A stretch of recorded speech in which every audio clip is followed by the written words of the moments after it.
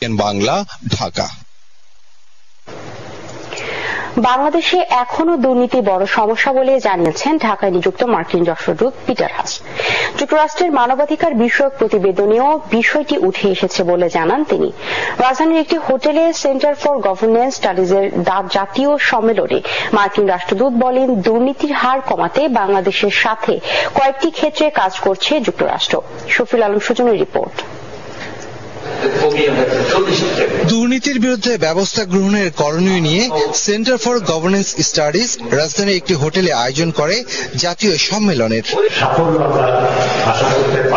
এতে দেশের ক্ষুদ্র ও মাঝারি শিল্প এবং বেসরকারি খাত পরিচালনায় কি ধরনের দুর্নীতির সম্মুখীন হয় তা তুলে ধরেন সংস্থাটি। এ সময় বক্তারা বলেন, দুর্নীতি তদন্ত করতে গিয়ে দুদক রাজনৈতিক পক্ষপাতমূলক আচরণ করে। আমাদেরকে এসএমই সেক্টরের যে সমস্ত এন্টারপ্রেনিউরদের সাথে আমরা কথা বলেছি, সার্ভে করেছি, তারা কিন্তু বলছেন যে এক ধরনের রাজনৈতিক পক্ষপাত থাকে এবং শুধু এসএসসির ক্ষেত্রে নয়, সরকারের ক্ষেত্রেও থাকে এবং সেটা তাদের জন্য বড় রকম ক্ষতির কারণ। এ সময় মার্কিন রাষ্ট্রদূত পিটার হাস বলেন, বাংলাদেশে এখনো দুর্নীতি বড় সমস্যা। দুর্নীতি প্রতিরোধে সহযোগিতা করতে চায় তার দেশ মার্কিন যুক্তরাষ্ট্র। এরই অংশ হিসেবে বেশ কিছু কার্যক্রম শুরু হয়েছে বলেও জানান তিনি। In our report on Bangladesh, we stated clearly that corruption remains a serious problem. It's not just to say that corruption exists and that it's bad. It's about thinking about how to fight corruption and how we can help advance that cause.